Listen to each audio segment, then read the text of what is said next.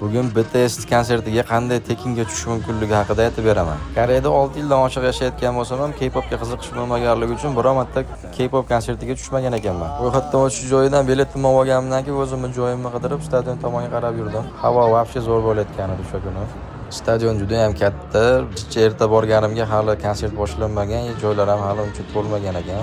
Yarim soatlardan keyin joylar ham ancha to'lib qolib, konsert ham boshlandi.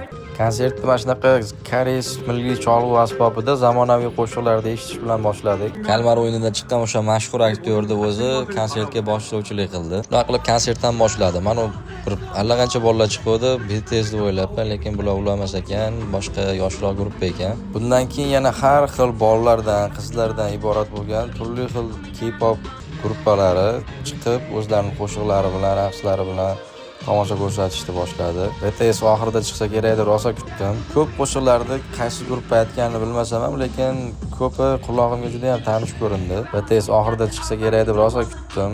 Hech chiqormadi. Har xil mana shunaqa bolalar chiqqanda yonimdagilardan so'radim, BTSmi deb.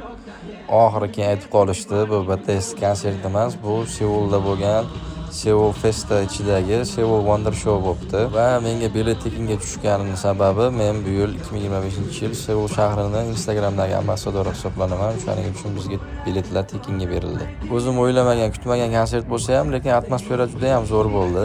Ishdan keyin kelib ozgina madaniy hordiq chiqarib uyga qaytdim.